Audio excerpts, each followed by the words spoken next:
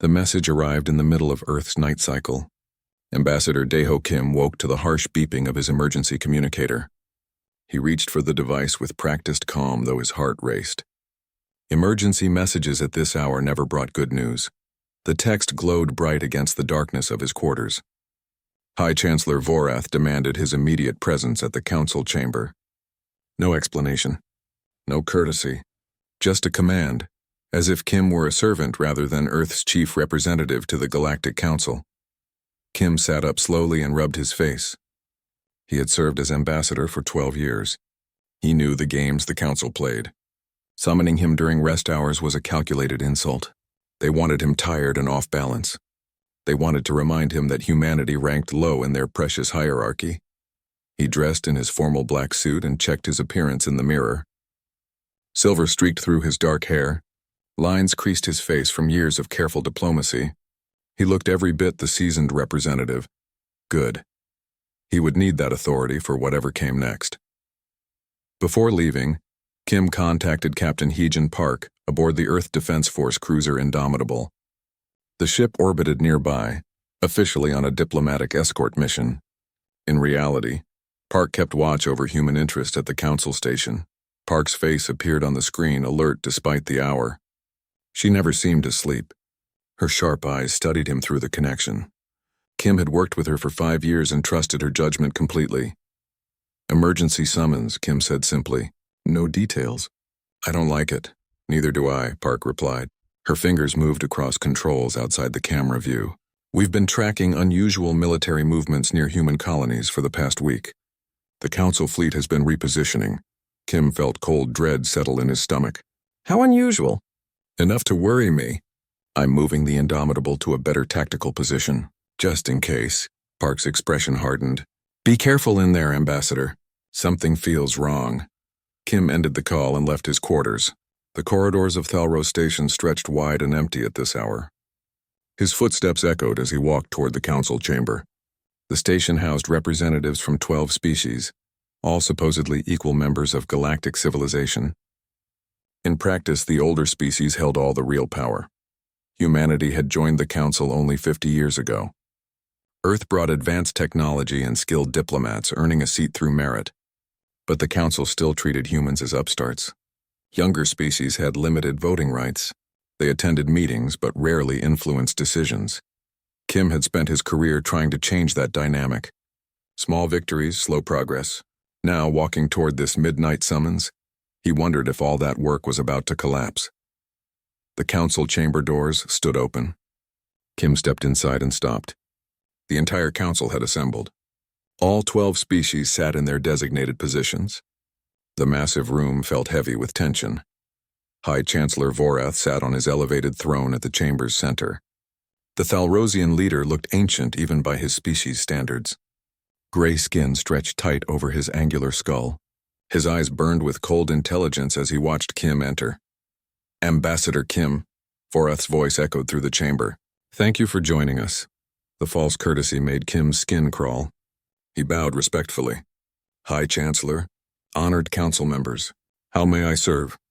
The council has reached a decision regarding human expansion, Vorath continued. During an emergency session yesterday, we passed Resolution 447. This resolution addresses humanity's illegal settlements in disputed border regions. Kim's mind raced. Emergency session? Yesterday? I was not informed of any emergency session, High Chancellor. The matter required swift action. Younger member species are not required for emergency votes. Vorath waved one long-fingered hand dismissively. The decision is final. Earth must surrender control of 3 colony worlds, New Terra, Haven, and Prosperity. These worlds will be placed under council administration. The words hit Kim like physical blows. Those 3 colonies housed over 15 million humans. Families had built lives there over decades, and the council wanted to simply take them? Furthermore, Vorath continued, humanity will submit to enhanced council oversight. This includes quarterly inspections of military facilities and advance notification of all fleet movements. Non-compliance will result in economic sanctions and, if necessary, military enforcement. Kim forced himself to remain calm. Getting angry would accomplish nothing.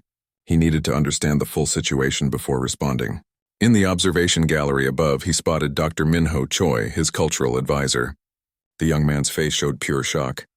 "May I ask the reasoning behind this resolution?" Kim kept his voice level and professional. "Human expansion threatens regional stability." Another council member spoke up. "Your species grows too quickly. You claim worlds without proper authorization. This must be controlled." Kim knew that argument was nonsense. Humans had followed every rule, filed every document, but the real reason stood clear enough. The council wanted to put humanity in its place. They saw Earth's growing influence as a threat. The colonies in question were legally settled according to all council regulations. Kim said carefully, "Earth has documentation proving the decision is final." Varath cut him off. His tone left no room for argument. "You have 30 standard days to begin the transfer. Earth's government will formally acknowledge Resolution 447 and commit to full compliance. 30 days. They expected humanity to simply surrender millions of its citizens, to accept foreign military inspections, to submit like obedient children being corrected by parents." Kim looked around the chamber. Not one council member met his eyes. They had all agreed to this. Every single one. "High Chancellor, I must request time to consult with my government. This decision has enormous implications." "Of course," Varath smiled coldly. "You have 72 hours to deliver Earth's formal acceptance. I trust your leaders will recognize the wisdom of compliance. The alternative would be most unfortunate." The threat hung in the air, clear as day. Comply or face consequences. The Council had the largest military force in known space. They could destroy Earth's fleet if they chose. They expected humans to see the logic and surrender. Kim bowed again. "Thank you, High Chancellor. I will convey the Council's decision to my government immediately." "See that you do. This session is concluded." Kim left the chamber with measured steps. His mind spun with implications and calculations.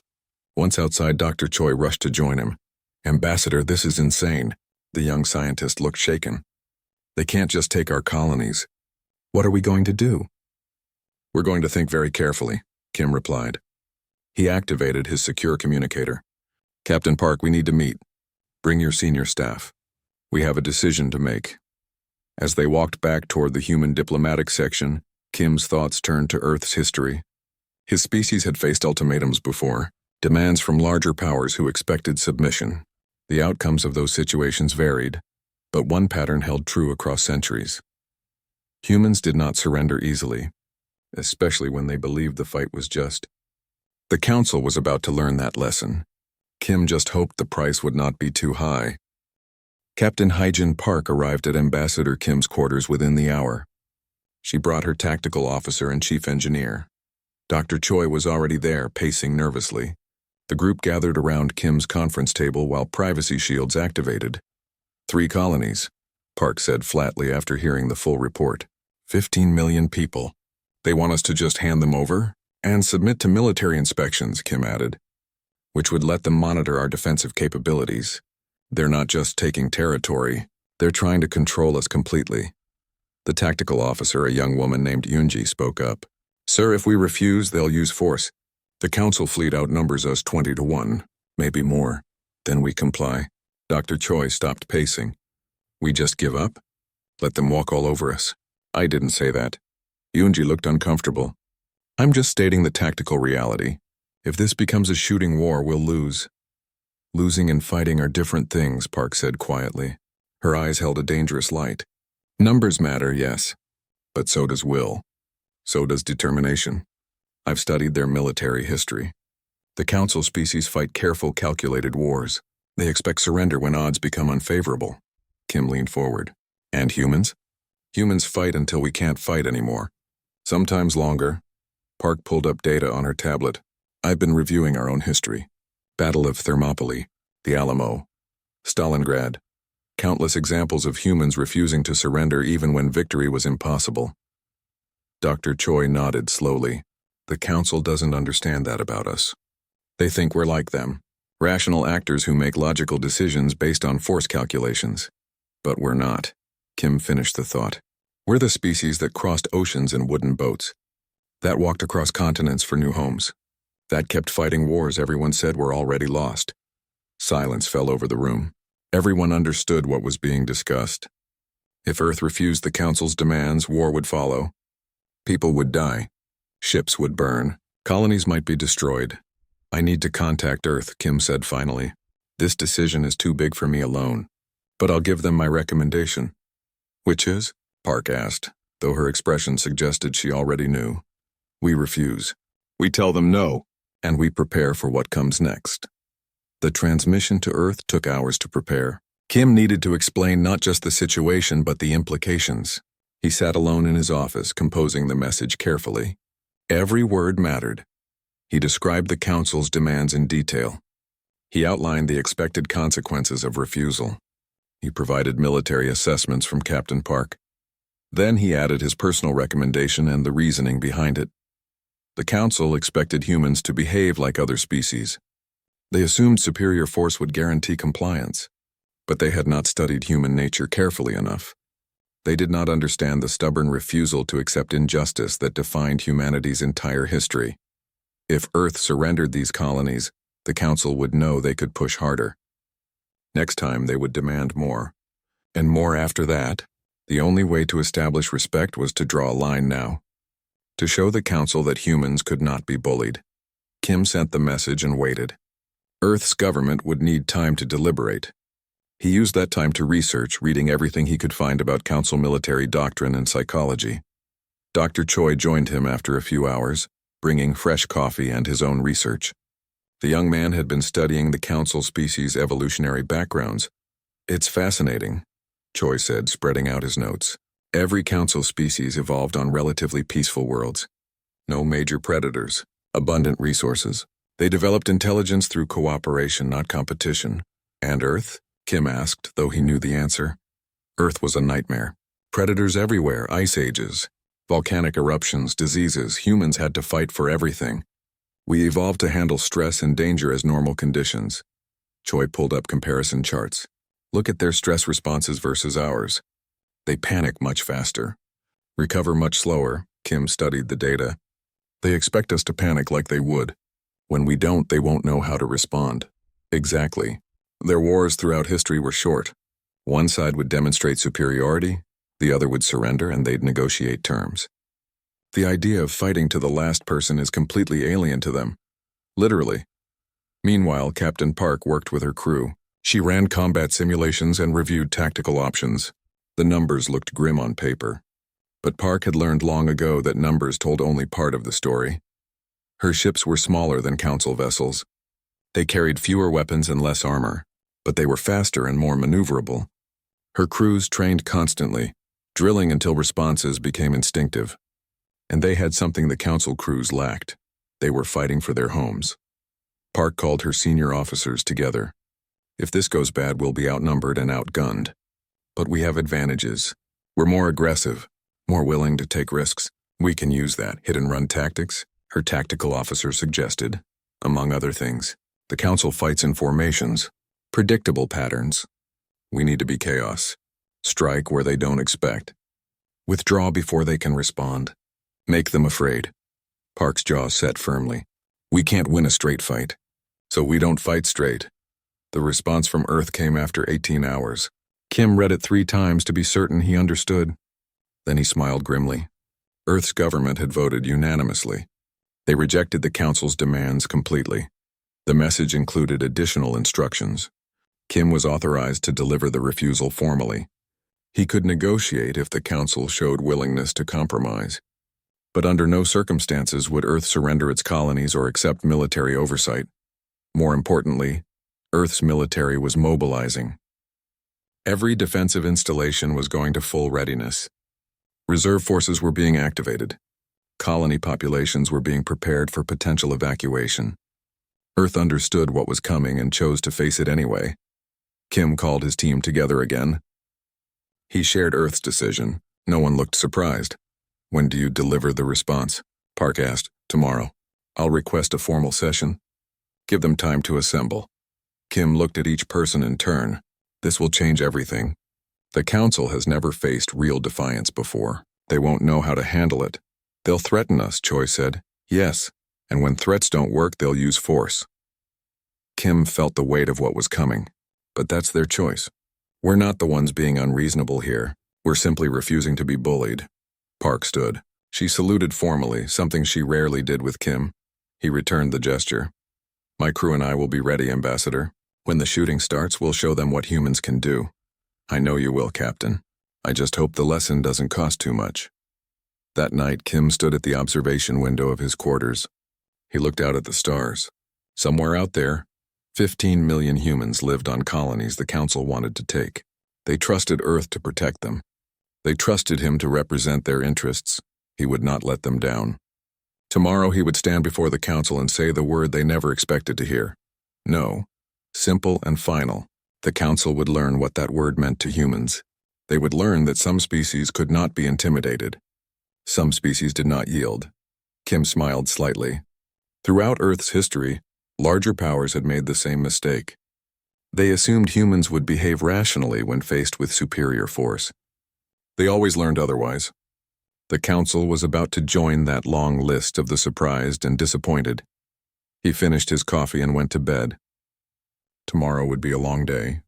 The day the Council learned their first lesson about humanity. Ambassador Daeho Kim walked into the Council chamber at precisely the appointed time. Every Council member was present. They sat in their seats with expressions ranging from bored confidence to barely concealed contempt. They expected him to deliver Earth's surrender. High Chancellor Vorath gestured for Kim to approach. The old Thalrosian looked pleased with himself. No doubt he had already planned how to exploit humanity's weakness. He probably had a speech prepared about the wisdom of accepting one's place in the galactic order. Kim stopped at the speaker's position. He bowed respectfully. High Chancellor, honored Council members, thank you for receiving me. Of course, Ambassador. Vorath's tone dripped with false kindness. I trust you bring Earth's acceptance of Resolution 447? I bring Earth's formal response, yes. Kim reached into his jacket and withdrew a datapad. He held it up for all to see. I have consulted with my government. They have reviewed your demands carefully. Several Council members shifted impatiently. They wanted this over with. Vorath nodded.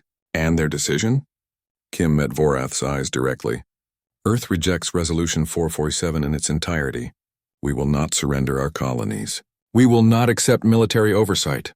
The resolution is unjust and we refuse to comply. The silence that followed was absolute. For 3 full seconds, no one moved. No one spoke. The Council members simply stared at Kim as if he had spoken in an unknown language. Then chaos erupted. Council members shouted questions. Several stood from their seats. Vorath's expression shifted from satisfaction to shock to cold fury in the span of heartbeats. Silence. Vorath's voice cracked through the chamber like thunder. The other Council members quieted reluctantly. The Chancellor's eyes burned as he focused on Kim. You refuse? We refuse, Kim confirmed calmly. You understand what you are saying? You understand the consequences? Vorath leaned forward on his throne.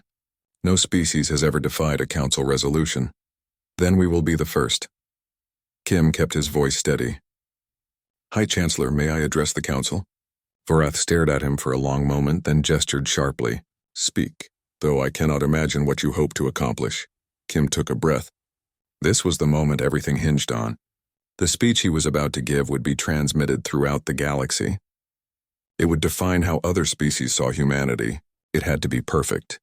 Honored Council members, you have made a grave miscalculation. You believe humans are like your own species. You assume we will behave according to patterns you understand. But you have not studied us carefully enough. Kim began pacing slowly, making eye contact with different Council members as he spoke. Throughout our history, humans have faced extinction. We have been conquered, occupied, enslaved. Larger powers have demanded our surrender countless times. They always expected us to behave rationally. To accept that resistance was futile. And yet we are still here. Why? Because humans possess something your species lost long ago. We possess the absolute refusal to yield when we believe a cause is just. We would rather fight and die than live under unjust rule. Some Council members were listening now, truly listening. Others still looked dismissive. Kim continued. You evolved on peaceful worlds. You developed intelligence through cooperation. Submission to authority is natural to you. When faced with superior force, you calculate costs and surrender. This is rational behavior for your species. But Earth was not peaceful. Our world tried to kill us every day. We evolved fighting predators, surviving ice ages, competing for scarce resources. We learned that survival requires never giving up. That stubbornness matters more than logic. Kim stopped pacing and faced Vorath directly. High Chancellor, you believe your superior numbers guarantee our compliance. You are wrong. If you enforce this resolution through military action, you will discover what human resistance means. We will fight in ways you cannot imagine. We will accept casualties that would break your species. We will never surrender. You will win battles. Your larger fleet will destroy our ships. Your forces will occupy territory, but you will never truly defeat us. We will resist every day. We will make every victory costly. We will fight for years if necessary, for decades. For generations, the chamber had gone quiet again. This time the silence felt different, uncertain. Several council members exchanged worried glances. Your threat is meaningless, Vorath said, but his voice lacked its earlier confidence. We can crush your fleet, occupy your worlds. You would be fools to sacrifice everything for pride, not for pride, for principle. Kim's voice rang clear and strong. You call your demands justice. We call them tyranny. Humans do not yield to tyranny, not when surrender is rational, not when resistance is costly, never. I ask the Council to reconsider Resolution 447, withdraw these unjust demands, allow us to continue as equals. This is the path to peace. But if you choose war, understand this. You will win battles but lose the war. The costs will be catastrophic for both our peoples. And when it is finally over, when thousands have died and both our civilizations are damaged, you will still face the same truth. Humans do not yield. Kim bowed again and turned to leave. Wait. Vorath's voice stopped him. You dare threaten this council? You dare speak of costs when we could erase your species from existence? Kim looked back over his shoulder. I threaten no one, High Chancellor. I simply tell you the truth. What you do with that truth is your choice. You have one more chance, one final opportunity to accept reality. Submit within 24 hours or face the consequences. Our answer is final. There will be no submission. If you choose war, humanity is ready. Kim met Vorath's gaze one last time. We are always ready. He walked out of the chamber. Behind him, the council erupted into heated debate. Voices rose in anger and confusion. They had never faced this situation before. Their entire power structure depended on other species behaving predictably. Dr. Choi waited in the corridor outside. He looked pale but determined. How did it go? He asked, as expected. They were shocked, angry, confused. Kim kept walking toward the human section. Now they will debate. Some will counsel restraint. Others will demand we be punished for our insolence. And then they will choose war. Their pride will not allow them to back down. They will convince themselves that one quick military action will bring us to our senses. Kim activated his communicator. Captain Park, you should prepare. I expect hostile action within the next day. Park's voice came back immediately. Already prepared, Ambassador. My ships are in position. Crews are at battle stations. When they come, we'll be waiting. I know you will, Captain. I just hope we're wrong about this. I hope they choose peace. But you don't believe they will? No, they've never been told no before. They don't know how to accept it. Kim looked at Dr. Choi. Alert all human personnel on the station. Begin evacuation procedures. Non-essential staff should leave immediately. Word of Kim's speech spread quickly. Within hours, the entire galaxy had seen recordings. Reactions varied wildly. Some species admired humanity's courage. Others thought them insane. Most simply watched and waited to see what would happen next. On Earth, people gathered in public spaces to watch news broadcasts. The government issued statements supporting Ambassador Kim's position. Military recruitment centers saw long lines of volunteers. Humanity was preparing for war. In the council chamber, the debate raged for hours. Finally, High Chancellor Vorath called for order. A vote was held. The decision was nearly unanimous. The council fleet would move against human positions near Thalros Station. A show of force would make humanity see reason. The council was about to learn its first hard lesson about humans. When faced with impossible odds, when rational beings would surrender, humans became more dangerous. They fought harder. They took greater risks. They simply refused to quit. The lesson was about to begin, and it would be written in fire and blood across the stars. The council fleet moved at dawn. 43 warships accelerated from their positions around Thalros Station. They formed into attack patterns, weapons charging, shields at maximum. Their orders were clear: destroy the human vessels, capture Ambassador Kim, and demonstrate the price of defiance. Captain Hyojin Park watched them come. She stood on the bridge of the Indomitable, surrounded by her crew. 5 human cruisers against 43 council ships. The tactical display showed the overwhelming disparity. Her second officer was pale with fear. "Captain, we should retreat," the young man said quietly. "Those odds are impossible." Park smiled grimly. "Retreat to where? If we run, they win. They get to say humans backed down. Besides, we're not here to win a fair fight. We're here to teach them that attacking us costs more than they expect." She activated the fleet-wide channel. "All ships, this is Park. You know what we face. You know the odds. But you also know what we're fighting for. Our colonies. Our freedom. Our right to exist as equals. The Council thinks we'll break when we see their fleet. They think we're like them, that we calculate odds and surrender when the numbers are bad. Show them they're wrong. Show them what humans are made of. All ships break formation and engage at will." Instead of meeting the Council fleet head-on, the 5 human cruisers scattered. They dove in different directions, using the station's massive structure for cover. The Council formation, designed for overwhelming frontal assault, struggled to adjust. Park pushed the Indomitable to maximum speed. She raced along the station's outer ring, then suddenly reversed course. 3 Council battleships that had been pursuing her overshot. Before they could turn, Park's weapons officer opened fire. Railgun rounds tore through the lead battleship's rear armor. Secondary explosions rippled along its hull. The massive vessel began to list, bleeding atmosphere. Park was already moving before the other battleships could respond. Across the battlefield, similar scenes played out. Human ships struck like wolves among sheep. They exploited sensor shadows, used the station's structure for protection, and coordinated attacks that isolated Council vessels. Every engagement ended with the humans withdrawing before enemy reinforcements could arrive. The Council commander watched his tactical display with growing frustration. His ships were faster individually and had more firepower, but the humans refused to fight the way they were supposed to. They appeared from nowhere, hit hard, and vanished before he could respond. He ordered his fleet to tighten formation. "Maintain position. Do not pursue. Wait for them to come to us." But the humans did not come. Instead, they circled like predators, picking off isolated vessels. When the Council tried to advance, the humans retreated.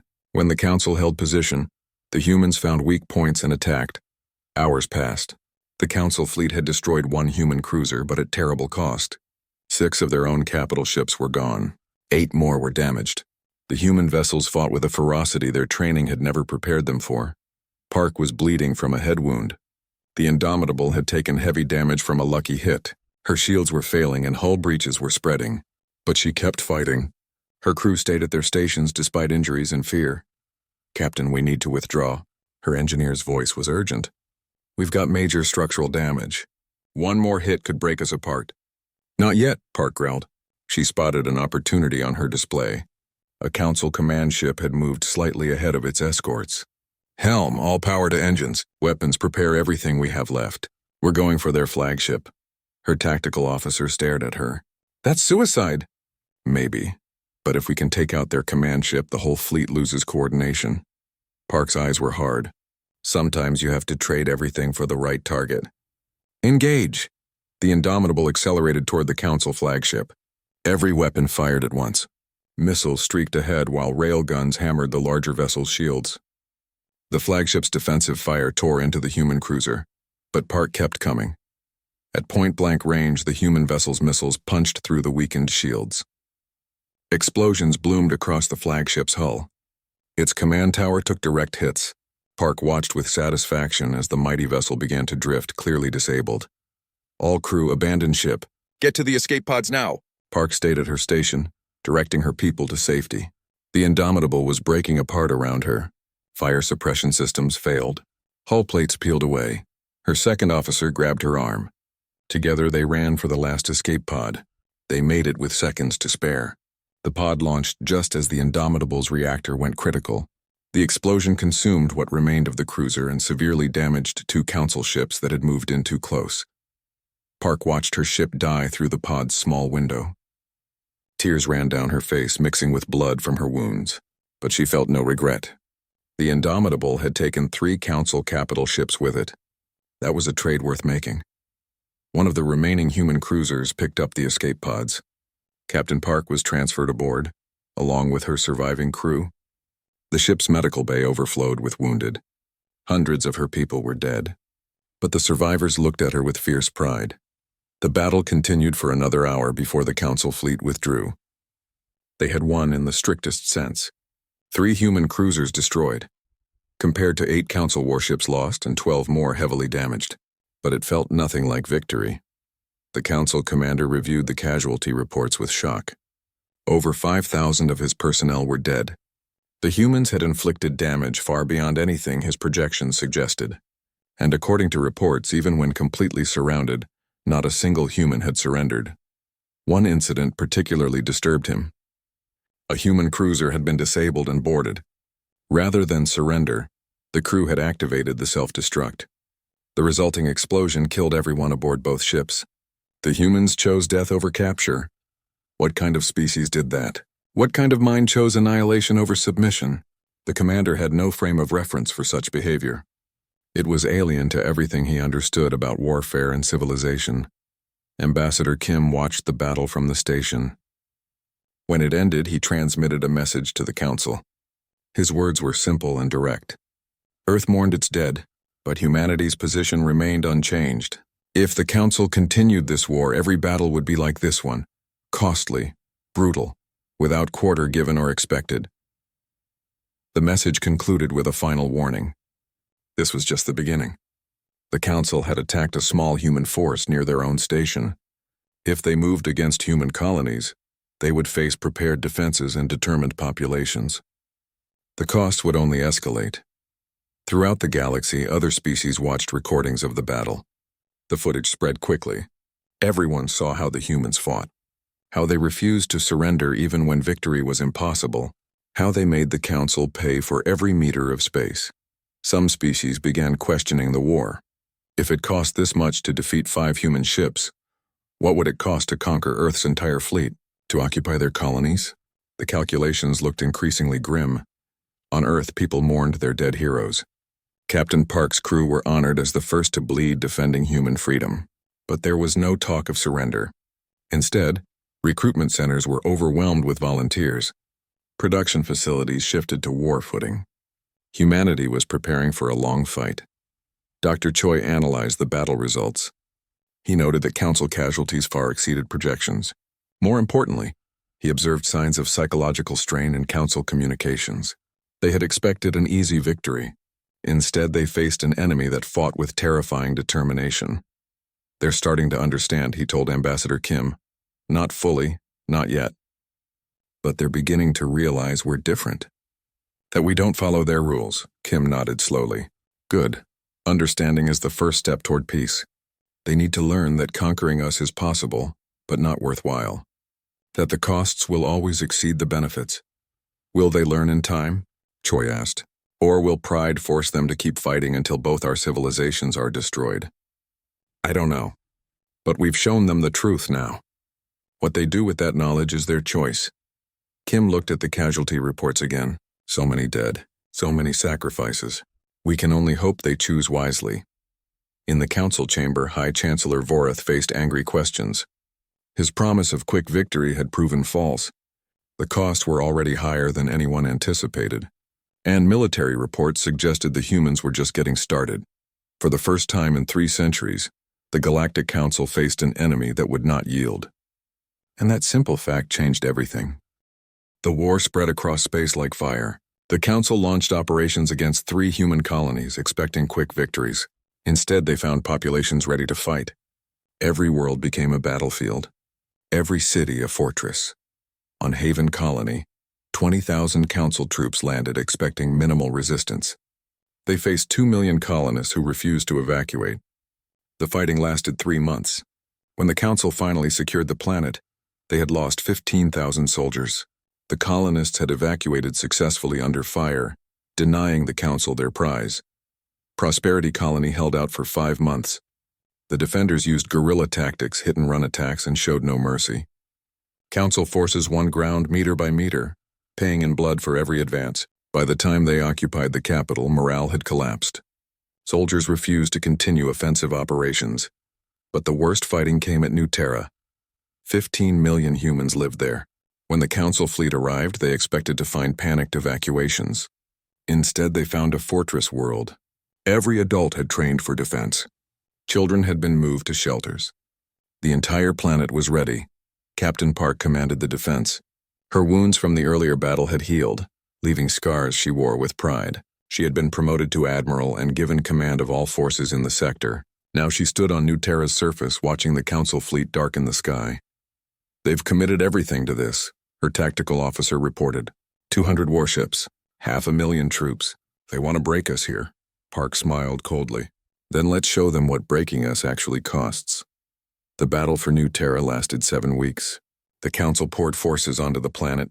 Human defenders met them at every landing site. Orbital bombardment destroyed cities, but the humans kept fighting. They ambushed supply convoys. They sabotaged equipment. They never stopped. Ambassador Kim was there too. He had refused to evacuate, choosing to fight alongside the colonists. He coordinated diplomatic efforts while dodging artillery fire. He negotiated with neutral species while helping wounded civilians. He showed the galaxy what human leadership looked like. Dr. Choi worked around the clock analyzing Council communications. He noticed something important. The enemy troops were exhausted. Their supply line stretched too far. More importantly, their will was breaking. They had never faced an enemy like this. "Ambassador, look at this." Choi showed Kim intercepted messages. "Council soldiers are refusing orders. Some units are deserting. They can't understand why we won't surrender. It's destroying their morale." Kim read the messages carefully. They expected rational opponents. "We're not being rational by their standards. We're being human." Back on Thalro Station, the Council was fracturing. Several species demanded an end to the war. The costs were unbearable. Every victory was Pyrrhic. The humans lost ground but never stopped fighting. How did you defeat an enemy that refused to acknowledge defeat? High Chancellor Vorath faced a no-confidence vote. He barely survived, but his authority was shattered. Other Council members began secret negotiations with human representatives. They wanted peace. They would accept almost any terms to end the bleeding. On New Terra, the final assault came. Council forces threw everything they had at the human positions. For 3 days, the battle raged without pause. Human casualties mounted into the tens of thousands. But they held. Admiral Park was wounded again, this time seriously. Shrapnel from an artillery strike nearly killed her. But she refused medical evacuation. She stayed at her post, directing the defense even as blood soaked through her uniform. "Admiral, we can't hold much longer," her second officer said quietly. "We've lost too many people. Our ammunition is almost gone." Park looked at him with fever-bright eyes. "We don't need to hold forever. Just long enough. The Council is breaking. Can't you feel it? One more push and they'll fold." She was right. The next morning, Council forces withdrew. Not in an organized retreat, in a rout. Soldiers abandoned equipment and ran for their landing craft. Officers had lost control. The mighty Council military was fleeing from a numerically inferior force. The humans had won, not through superior firepower, through sheer stubborn refusal to accept defeat. They had proven what Ambassador Kim said in his speech. Humans do not yield. Within days, the Council sent peace envoys. Ambassador Kim met them, now himself a galactic celebrity. The negotiations were brief. The Council had no leverage. They agreed to every human demand. Resolution 447 was rescinded. All human colonies remained under Earth's control. Humanity gained full Council membership with equal voting rights. More importantly, the treaty established that no species could be coerced through force. The old hierarchy was dead. High Chancellor Vorath resigned in disgrace. A reform government took power, committed to genuine cooperation between equals. The Council would never again assume it could bully lesser species into submission. Admiral Park recovered from her wounds slowly. She was awarded every honor Earth could bestow, but she cared most about the memorial she helped build on New Terra. It listed every human who died in the war. Their sacrifice had secured humanity's freedom. Dr. Choi became humanity's chief liaison to the Council. He worked to prevent future misunderstandings. He taught other species about human psychology and history. Slowly, genuine friendships formed between humans and aliens. Ambassador Kim returned to Earth a hero. He addressed the combined governments of humanity, reflecting on what they had accomplished. They had proven that determination mattered more than numbers, that refusing to yield could change the galaxy. "We paid a terrible price," Kim said. "Thousands died. Entire cities were destroyed. But we established something precious. We proved that humans cannot be bullied, cannot be intimidated, cannot be made to surrender what we believe is right." The Council learned the hard way what every tyrant in Earth's history has learned. Humans do not yield. We will fight impossible odds. We will endure unbearable costs. We will resist until our last breath, because some things are worth any price.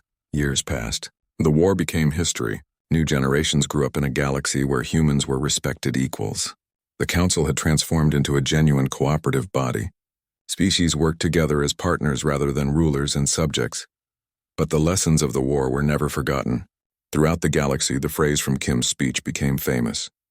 Humans do not yield. It was both warning and promise. Warning to those who might threaten humanity. Promise to those who called humans friends. Other species studied human history with new respect. They learned about Earth's harsh evolution, about the countless conflicts that shaped human psychology, about the stubborn refusal to surrender that defined the species. They understood now why the Council's strategy had failed so completely. You cannot intimidate a species that evolved under constant threat. You cannot force submission from beings who see defiance as virtue. The Council had tried to apply rules that worked for other species. They learned those rules did not apply to humans. On the anniversary of the war's end, memorials were held throughout human space. Ambassador Kim, now retired, attended the ceremony on New Terra. He stood before the wall of names, remembering the fallen. So many sacrifices, so much pain. Admiral Park joined him, moving slowly with her old injuries. They stood together in silence for a long time. "Do you think they understand now?" Park asked quietly. "Really understand what makes us different?" Kim nodded. "They understand. They learned the hard way, but they learned, good, maybe now there can be real peace. Peace based on mutual respect rather than force. Maybe." Kim looked up at the stars. "But if there's not, if someone tries to threaten us again, they'll learn the same lesson. Humans do not yield. We never have. We never will." The two old warriors stood together, honoring the dead and protecting the future. Around them, the colony thrived. Children played in streets that had once run with blood. Families built lives in peace that had been purchased with sacrifice. The day the Council learned humans do not yield had changed the galaxy forever. It established humanity's place among the stars, not as subjects or servants, as equals who would defend their freedom with everything they had. That lesson would echo through history. A warning to tyrants, an inspiration to the oppressed, a promise that some species, some peoples would rather die than surrender their freedom. Humanity had proven it was such a species, and the galaxy would never forget.